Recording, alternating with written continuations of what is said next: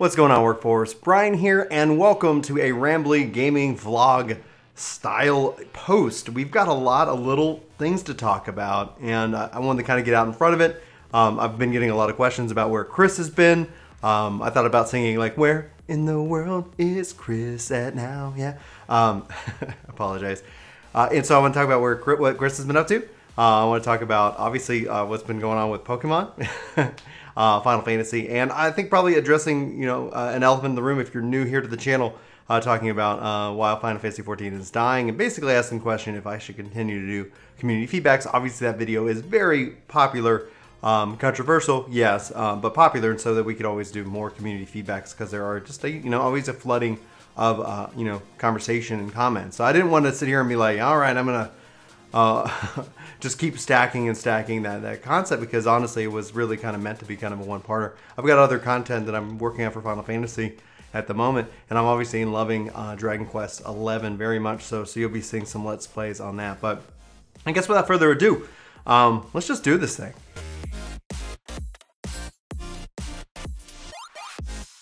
So obviously you've probably seen a lack of Chris on the channel, and this is pretty much since like a week after WoW dropped. And there's a story here. Obviously he's fine, he's alive. If the joke of where in the world, it isn't really a joke. He's actually not even in the United States right now. He is visiting his family, his sister and his brother-in-law out in Romania. And I believe it's Romania. If it's not Romania, he can update you when he gets back. And so anyway, he's been, he had that kind of plan. I think he talked about it a little bit on live stream, and he was also working on a lot of posts. And, the long story of it is that, he lost his job, in the spring, and he's been unemployed looking for work. And we basically asked the question, is it, can we do this, or can one of us do this full time?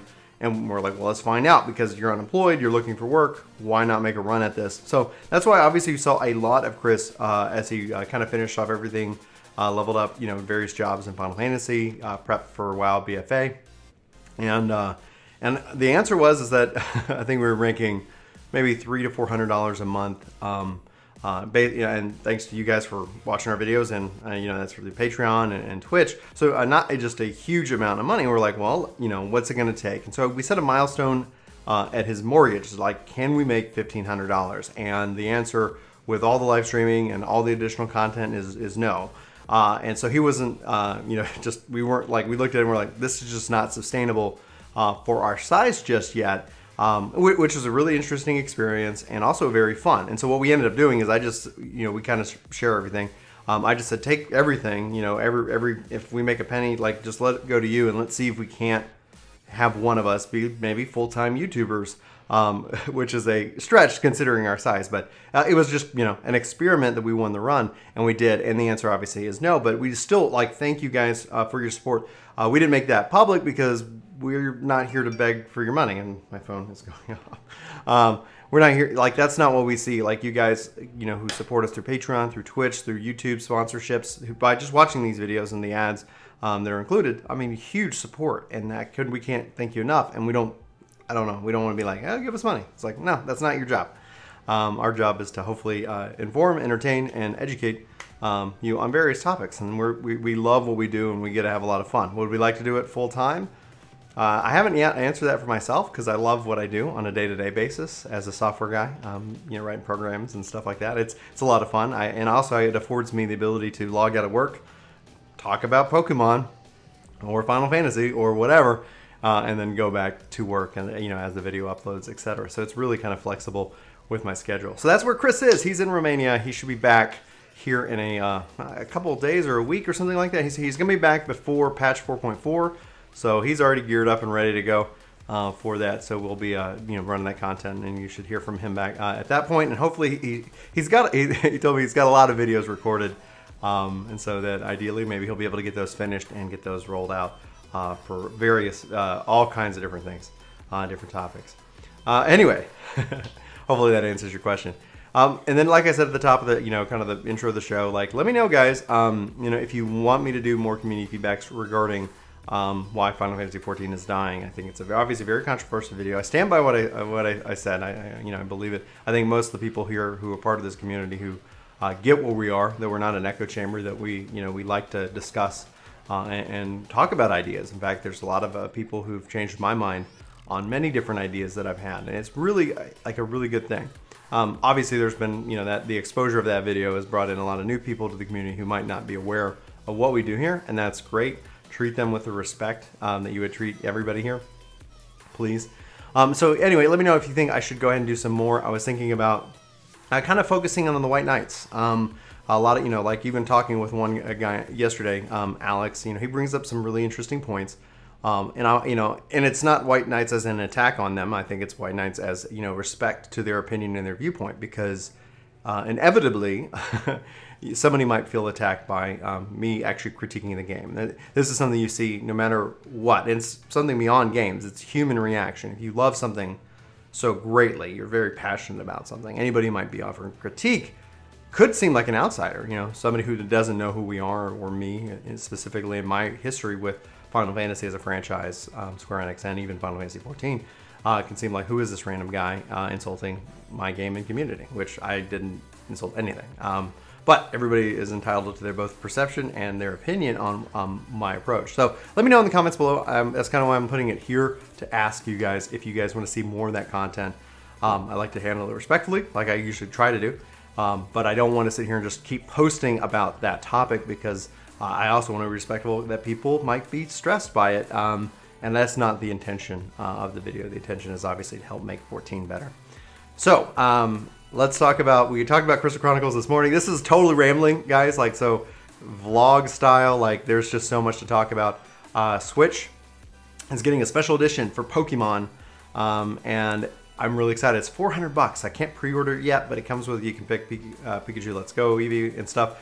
It's got the yellow. It's got a themed dock. It's it also comes with the Pokeball, which has Mew in it. So that's all and well and good. My concern for Pokemon, Let's Go Pikachu and Eevee, is obviously I'm very excited about next year's Pokemon game. If I can play this one, if there's a Pokebank, if I can take the Pokemon, the original ones in this version, and be able to apply them into the greater version of the game, I think that's something that's going to be interesting to me. We'll see. We'll see if we end up picking it up, obviously, with the kids, with Maddie, and I think this would be a really good starter game for her from the RPG perspective. Her and I have been playing Dragon Quest XI, and she really loves it. Obviously, the Square Enix has done a fantastic job from a voice acting perspective, and that's really important, and I want to address that and thank them for that effort, because it allows her and I to participate in this content together.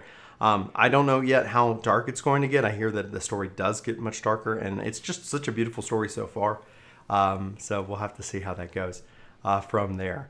I guess at the end of the day, there's just a lot of really good games coming out, and I want to kind of talk about that. Obviously, we talked about Crystal Chronicles this morning, and it has been actually confirmed. It does appear to be the GameCube version. It also appears that it's got that mechanic where you got to have the Moogle follow you around, which is fine because it works in the story. My concern is hopefully they fix it for the multiplayer.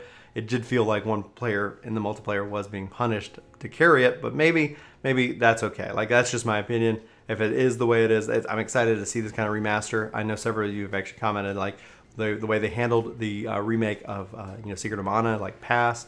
Give it some time. TGS is just around the corner, so there's going to be a lot of RPG news, and obviously me being a RPG nut, which is kind of fun because the balance it between work, family, and RPG, that is that is the ultimate goal here at Work the Game, to balance all of that respectively. There's been just a lot going on. Actually, I should have probably opened with this, but we had a son. His name's Michael. He was born not too long ago. And I tried to do an intro with him, and it didn't go so well, but that's okay. Maybe I'll clip it here or something like that. But as far as it goes, mom and son are doing really great. Thank you everybody who has come in and hung out on the live stream and has said congratulations. He's doing really great. So I think about the kids and putting my party together. So it's I think Maddie might roll on maybe Summoner, and then Annie, who knows what she might be interested in from a class. So I've been kind of playing around with it. Maddie's actually got her own character in Final Fantasy, and she's playing a monk right now. Obviously, there's just a lot there, but we get to play together. We sit down and we play Final Fantasy 14 together sometimes. We play Dragon Quest, and it's something I really enjoy, and that's kind of where Pokemon comes in. That's where the Switch has been such an asset to me and my gaming family, and that's why when I look at my voice cracks, when I look at the Nintendo Pikachu edition, that yes, I've been wanting to pick up another Switch because we only have the one, and I'd like to get another dock. Maybe this is going to be the perfect opportunity for that. We'll have to wait and see. Guys, I could sit here and ramble all day because if I like to talk. We've got a couple podcast stuff coming up. We got Ethis going to be joining us sometime after 4.4 to talk about the lore, the story, how it's evolving, and hopefully give us some really juicy insights as that develops in that story. Guys, I really appreciate you being here. Thanks for hanging out with me for this rambling vlog gaming update. I cannot wait to give you guys a review of Dragon Quest XI. Making really good progress. Cannot wait to see you 4.4 and patch notes. And I've been working on a few things behind the scenes. Hopefully you will enjoy. But guys, for Work the Game, my name is Brian. And this is my rambling gaming vlog video. Thank you for sticking with it. I hope you have a fantastic day, and I'll talk to you later. Take care.